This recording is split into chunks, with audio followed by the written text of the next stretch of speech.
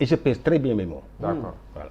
moom la ñu jante sur jeu bi am diggante Sabassy Faye DG Sénat ban issue yow nga si gis en tant qu'allié du candidat Ousmane Sonko. oui peut-être que balaa may ñëw ci décision de justice bu Ziguinchor parce que moi j'ai eu au moins le privilège d'être présent. Assister à l'audience. Assister à l'audience. xam nga booy waxtaan ak ñeneen ñi dañuy naan non Macky Sall moo fabriqué Ousmane Sonko am na ñu koy wax mais man dama jàpp ni d'abord c'est Macky Sall qui a trahi la confiance des Sénégalais après nag Sénégalais yi doon wër confiance bu ñu amoon ba jox Macky Sall nguur gi kan moo ko mën a jël ils ont vu Ousmane Sonko xam nga en 2012 quand vous étiez à Macky 2012. C'est ça. Il y avait plusieurs candidats. Les Sénégalais ont dit on va faire partie tous les vieux briscards avec Abdoulaye Wade. C'est pourquoi les Moustapha Niasse, les Tanor, les Idrissa Seck et cetera gars yi ne leen daal ñii yëpp dañ leen fii bàyyi. Macky Sall qui est né après les indépendances et qui a eu à défier le pouvoir de Wade en libérant tout ce qu'il avait comme pouvoir de nomination comme des trucs de nomination léegi mu ne dafay béy waaram. Les gens se sont dit kon kii nañ ko jox affaire bi mais la première chose qu'il a faite c'est que dès qu'il est arrivé au pouvoir tous ces gens-là que les Sénégalais ont rejetés là il les a repris mu ne day former Benno Bokk Yaakaar. C'était ça la déception des Sénégalais ba ñu gis ku mel ni Ousmane Sonko nga xam ne quand il est sorti c'est-à-dire xam nga li ngay wax que oui l'État s'est substitué xam nga lan ak lan c'est-à-dire mënoo yore nguur ñu jox la état askan wi ñoo la fal jox la état ngay régler tes problèmes tes intérêts crypto personnels ngay mbubboo état et c'est de cela qu'il s'agit ici xam nga au tribunal am na benn avocat de l'état qui à la limite je dirais pas qu'il a insulté mais dafa apostropher le juge du tribunal d'instance de Ziguinchor en lui disant que ndogal mënul jóge Dakar ci benn magistrat yow juge bu ndaw bu toll nii nekk fii Ziguinchor nga yow da nga koy remettre en cause. Quelle dignité le magistrat de Dakar a plus que le magistrat de Ziguinchor parce qu'il est à Ziguinchor parce qu'il est à Ziguinchor c'est un petit magistrat il est jeune c'est vrai. Man j'ai pas l'habitude de fréquenter trop les procès mais ce jour-là j'ai vu un magistrat au vrai sens du terme mais un avocat de l'État lui dit bu mu defee plaidoirie ba pare mu ne ko xaw ma ban décision nga fi jël mais man gëm naa ne loo fiy jël rek droit ngay wax. un avocat de l'État moo ko wax. Un avocat de l'État moo ko wax. xaw ma ban décision ngay jël mais décision boo mënta jël man jàpp naa ne tu diras le droit am na fu mu ko teg parce que waa ji il est resté impartial du début à la fin te wax na leen ne man li ma leen di laaj c'est de ne pas m'éblouir mais éclairez-moi. Il a laissé les gens plaider. Moi, les gens disaient qu'il avait l'audience a duré 13 heures de temps. L'un des membres de la partie de l'État là, c'est un magistrat. Il a pratiqué le droit électoral pendant 6 ans. Il est le conseiller technique du ministre de l'Intérieur d'alors. Moi, nous administration lañu. Suñu mission mooy exécuter dañoo jot décision de justice ministre de la justice a saisi le ministre de l'Intérieur ne ko diw da nga koy génnee des listes ñu jot décision de justice bi ñu appliquer xanaa leer na léegi nag bu décision de justice ñëwee xanaa kon parce que dafa jógee Ziguinchor kenn du ko appliquer c'est ça le problème xam nga sànq maître mu ngi doon wax sax parce que moi je pense que droit bu muy wax droit d'être candidat pour moi il y a un droit beaucoup plus basique je suis un citoyen administration ne ma dañ la retirer du fichier électoral tu n'es plus électeur mais en tant que citoyen j'ai le droit de dire mais pourquoi on m'a retiré des fiches je veux être électeur je veux élire le prochain président du Sénégal xëy na on a retiré des gens ils ne sont jamais plaints mais lui celui-là il dit je vais attaquer cette mesure-là devant le juge d'instance de la circonscription dans laquelle je suis inscrit. D'ailleurs, ñoom ils avaient soulevé ça en parlant de l'incompétence du juge. ñu opposé leen la jurisprudence Karim Wade qui avait saisi le juge de Dakar pour une inscription qui s'est faite au Koweït. Au Koweït, ouais. Juge bi ne ko je ne suis pas compétent parce que du fi nga bindoo. Ousmane Sonko nag comme dañ ko retiré fii à Dakar te moom mu bindoo Ziguinchor. il est allé attaquer l'affaire là-bas. Le juge a rendu sa décision. DGE amuloon pour leneen pour muy xool moi j'ai retiré mes fiches xam nga lettre bi ma jox sama mandataire li ma ci bind Mamadou Lamine Dianté enseignant ma def son adresse physique point. da nga joxaale sa pièce d'identité. déet jox ma ko sama pièce d'identité joxuma ko sama casier judiciaire. La seule lettre suffit. joxuma ko sama casier judiciaire. donc amul contrôle a priori ni a posteriori. déedéet dama lay dolli. alors xam naa mais dama bëgg na. gis nga donc sama ñoom mandataire la présomption quoi. sama mandataire dama bind prénom et nom date et lieu de naissance numéro de pièce d'identité numéro d'électeur numéro d'électeur Oui. bi mu ñëwee on a regardé sa pièce d'identité ndax c'est conforme à ce que j'ai écrit jeex na. c'est conforme on a regardé les délégués régionaux les 14 et les suppléants ñu jël fiche bi ak clé bi jox ko defal ko formation mieux ils ont mis sur la liste nota bene la délivrance de la présente fiche par l'administration n'est pas la reconnaissance d'un quelconque statut du candidat statut mooy lan électeur ou non électeur loolu ils l'ont écrit c'est pour couvrir l'administration mooy que dof bu nekk fan fii bu jógee mu ne la Mohamed demal jëlal ma ay fiche administration soxlawul xam kan la te bu la jeexee tekkiwul ne candidat nga doo candidat. waaw donc on se moque de qui avec Ousmane Sonko on se moque de la violation de ses droits lii lay wax. léegi nag on peut invoquer des raisons d'État fii ana fii raison ana place su raison d'État l'État était par terre parce qu'il y a eu des émeutes en mars 2021 88 am na ñu fi fekk. 93 am na ñu fi fekk. 2011. 68. 93 am na ñu fi fekk. loolu ñi fekkee nawet daaw yi la xam ne adwaas yi seen. 68. waaw comme ni ko Sidy Lamine daan li ñu nekk. doon wooyee Abdoulaye Wade le président de la République mooy lan parce que bu génnee réew mi bloqué. Est-ce qu'on a attaqué les institutions de l'État en mars 2021? Est-ce qu'on on est parti assiéger la RTS? Est-ce que dem nañu Assemblée nationale? Est-ce que dem nañu palais de la République? mais xaw nañ fee song section de recherche. Ouais, mais section de recherche bu ñu xawee song est-ce que dañ ko récupérer? Pour dire que maintenant c'est une raison d'État. Non, non. xam nga moo tax ma ne la mënoo yore sa parti ak sa intérêt ci main droite bi. nga yore État sur main gauche bi.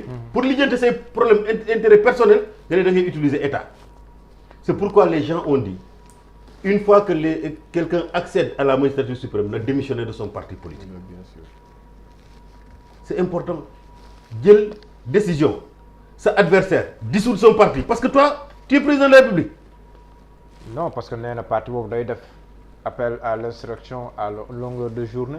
Mais loolu c'est le parquet qui a dit est-ce qu'on est arrivé. léegi nga bàyyi ko bu exister pendant combien de temps? est-ce qu'on est man arrivé lii moo ma ci jaaxal. non est-ce qu'on est arrivé à la condamnation définitive pour sukkandiku ci loolu pour def loolu. Donc c'est pourquoi je dis fii quelles que soient les raisons d'État qu'on veut Ousmane Sonko ne peut pas menacer les intérêts du Sénégal. Il peut menacer les intérêts d'un groupuscule. Composé de voleurs.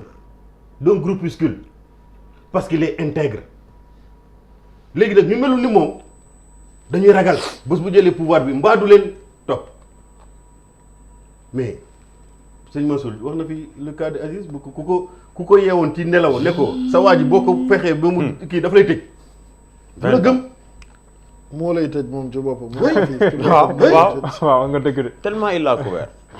donc gis nga nit jaam ak pexem yàlla ak dogalam. kenn mënul fexe bu yàlla nee mars 25 février 2024 Ousmane Sonko mooy falu président de la République du Sénégal yow ak loo munta muus nga ne loolu mënul nekk da ngay sonal sa bopp. donc il y a pas de raison d'État ici sauf que bu ñu bëggee faire de l'arbitraire et de l'injustice sur Ousmane Sonko parce que la délivrance de ces trucs là maître wax na ko Sénat lu ñuy toog nii pendant tout ce temps là est-ce que ça se justifie?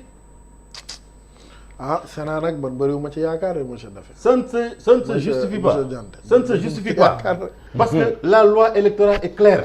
bëriwuma ci yaakaar. ñëpp jóg nañu tous ces gens là ils sont avec Ousmane Sonko ne li DG def c'est pas normal ñoom ils sont avec Ousmane Sonko ils sont pas avec Ousmane Sonko parce que dañ ko war a jox les fiches de parrainage mais lenn rek lañ ciy ragal Ousmane Sonko jot ay fiches de parrainage mu am 4 millions de parrains. il aura 5 millions de parrains. nekk sondage. c'est-à-dire que la carte gi leer na. bu waree ne il sera vainqueur. yow ñaari candidat ka ñu ngi naqaru le fait que sax ñoom mënuñu am parrainage ci terrain bi. donc loolu. am na sax ñuy naan Ousmane Sonko sax dafa bëgg a sonal nit ñi quoi est-ce que moom soxla na sax parrainage citoyen yow lu si sa yoon. rapport de force la politique aussi. lu si sa yoon. moom ba mu amee ay député mu ne man dama bëgg xool ci biir askan wi ndax ñoom bëgg nañ ma nekk candidat doo ko bàyyi mu dem wuti donc sur la question du juge Sabassy Faye xam nga état bu ne man damay récuser juge c'est parce qu'il n'a pas une main mise sur le juge. Un citoyen comme man mun naa récuser juge bi juge bi daal woon wóoluwuma ko waruma atte mais état man dès lors que j'ai entendu l'état dire qu'il va récuser le juge dama ne ba xam ne kon waa ji ils n'ont pas de main mise sur lui ki ñu naan il avait rendu le verdict en première instance ñu ne c'est un juge Pastef dégg nga ko wala déggu nga ko. dégg naa ko. mais man dinaa nekk un juge Pastef. accusation gravissime. may juger Ousmane Sonko. dóor ko 200 millions. ñu ñëw indil ma ces certificats médicaux ma ne dama ko xool le dossier est enrôlé. et moi je suis de son parti. va di ko condamné. ensuite ay avocats am taxaw ma ne leen doo leen fi plaider parce que votre client n'est pas là et je suis de Pastef bi ku ñu yàpp. nga condamné ko jox ko 200 millions. condamné ko ne ko 200 millions ngay fay waa ji et tu es de Pastef léegi kay ñu ne oui il a un frère qui est 15e adjoint au maire de Ziguinchor c'est son frère qu'il est en train de juger. une simple inscription sur une liste. waaw. indi fa ay non turu frère. waaw mais comme li kii wax agence judiciaire de l'État. bu ma déggee ñu ne muy naan parce que moi j'étais là-bas muy naan oui on va pas exécuter la décision. mais on n'a pas parlé à l'agence judiciaire de l'État. c'est les services centraux du ministère de. les services compétents du ministère de l'Intérieur la ñu wax c'est pas l'agence judiciaire de l'État. la DGE. et puis comment un agent judiciaire de l'État peut s'opposer à l'inscription d'un citoyen sur les listes électorales.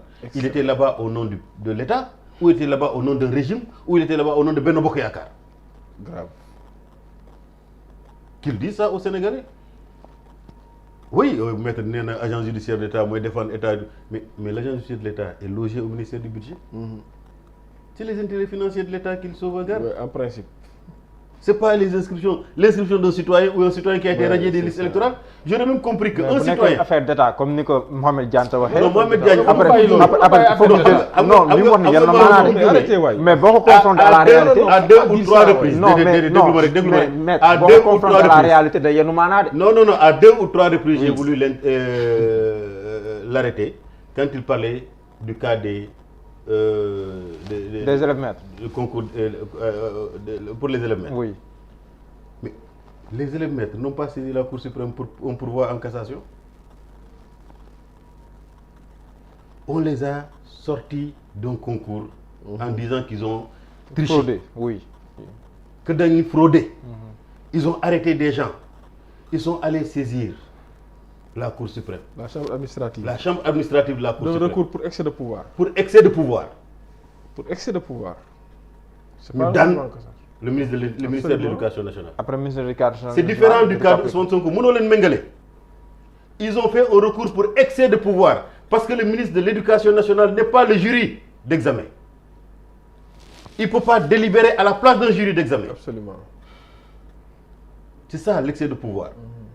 Mais on a je pense vu, que tu t'es trompé. on a vu dans ce pays-là Dianté, je te donne. ce qu'on aurait. Je complète ton information. Oui, Quand ils ont fait ça, ils ont eu raison. oui. C'est après, donc, nous Que le avons ministre- continué Ah, mais le ministre avait dit que le loolu- processus. ne va pas exécuter la Voilà, ils ont fait recours.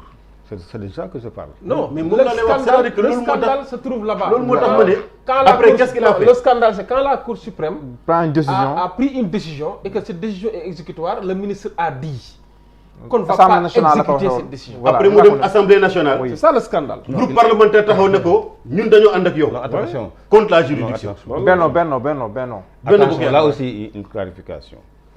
La Cour suprême a dit effectivement que c'est le jury qui doit être convoqué à l'identique pour prendre la décision. Ce qui a été fait. Oui, mais non, xam nga Mohamed, on dit la même chose seulement tu ne veux pas reconnaître que tu as fait erreur. daf ko ne. Non, damay bi yow leeral rek. juge. damay leeral rek. non déglu la rek dafa léegi ne. Parce que ni nga ko bi waxee yow nii, ministre. dafa mel ni dañoo défier Juge bi déedéet, on juge n'a dafa pas ne. défié la Cour La suprême. chambre administrative de la Cour suprême daf ko ne yow ministre de l'éducation du yow yaa am sañ-sañ génnee ay nit yoo xam ne jury bi moo leen déclaré ne dañu Maintenant, admis. le jury a été convoqué à l'identique pour les exclure. Ah, le jury a été convoqué À l'identique. À l'identique. Tous C'est-à-dire ils que sont venus. ñi fa nekkoon Après avoir donné des déedéet, instructions. déedéet, c'était pas l'identique. Abdoulaye Diatta n'était pas dans ce jury-là. Dianté, le jury a été... Moi, j'étais présent. Le jury a... Mais attends. Et Boultour. Le jury a été convoqué à l'identique. D'accord léegi ñu bàyyi ko mu Mais wéy, parce que ça n'est pas li le ñu wax sujet. dafa am solo. Waaw. Le jury a été convoqué à l'identique. J'étais présent. Je dis bien à l'identique. Mais xam nga Seul l'ancien Dexco n'était pas présent pour raison de maladie. Tous les c'est autres... pas à l'identique. Non, s'il vous plaît. Da ngay naan presque à l'identique. Non, tous Non, les xam autres nga- étaient xam nga- présents. xam nga à l'identique mooy ñi fa nekkoon ñëpp s'il vous ñëwaat plaît. nañu. Ouais, mais bàyyi ma wax la. Bu amee kenn ku kii c'est pas l'identique. On est d'accord sur ça. Xam nga li may wax. D'accord, c'est-à-dire mais ça que n'est pas le ce sujet. n'est Ñu pas le bàyyi fait ko mu que wéy. ce n'est pas le fait que le ministère ou le ministre a voulu se rattraper après coup en disant maintenant comme justice lii la wax moom lay def. C'est le fait de défier On n'a pas la défié. juridiction. On n'a pas défié, non. non, j'ai défié la juridiction. On n'a pas défié. Dem na Assemblée nationale le groupe parlementaire Benno Bokk Yaakaar ne ko ñu yow la ñu àndal. Bul appliquer lii. On n'a pas défié. te lépp li ministre bi waxoon ci concours boobu lui-même il sait pertinemment qu'il ne disait pas la vérité.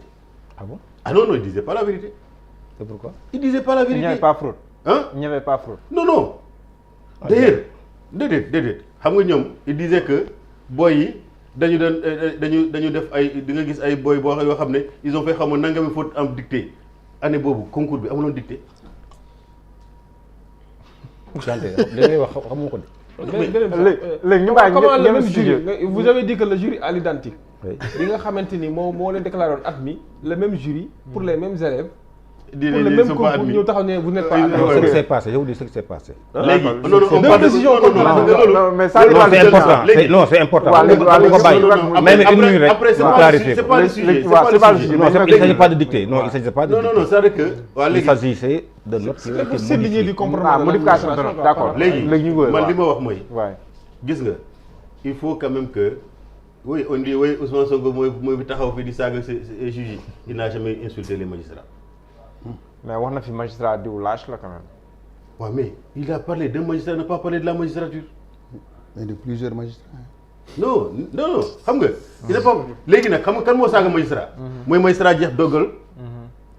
nga ne man dama ko appliquer. parce que dama bokk ci nguur gi. waaw wala ngay dugg ci vie privée. kooku moo saaga magistrature. Parce qu'à ce moment-là, en voulant défier la décision du juge Sabassi Faye, tu défies la décision de justice dans sa globalité. Saga pour saga, bii mooy saga, lu bu Ousmane Sonko wax. Donc aujourd'hui, li war a mën a nekk mooy Ousmane Sonko, on ne peut pas se cacher derrière son petit doigt en invoquant les raisons d'État pour teg ko li ñu koy teg. C'est trop facile. Ouais. C'est trop facile. Ousmane Sonko n'a jamais menacé l'État du Sénégal. Il n'a jamais menacé les institutions du Sénégal. xëy na nag y a un groupuscule boo xam ne ñoom am na nu ñuy mel xam ne loolu c'est incompatible avec la personnalité de Ousmane Sonko ñu ragal ne kooku bu ñëwee jël nguur gi parce que xam nañ ne aujourd'hui xam nga Ousmane Sonko li ñuy wax nii yëpp s'il n'avait personne derrière lui duñ ko sonal dañ koy may jàmm mais xam nañ ne Ousmane Sonko buñ ne prip Ousmane Sonko jot na ay fiches de parrainage am kon carte gi leer na. gars yi xam nañ ne kon c'est même pas la peine ñu organiser élection parce que moom mooy gagné. Ahmed sonn naa de. gagné na ba pare sax. voilà. c'est lui le président de la République maintenant. D'accord mun neex leen wala mun na xarit. sëñ Mansour. waaw. Sénat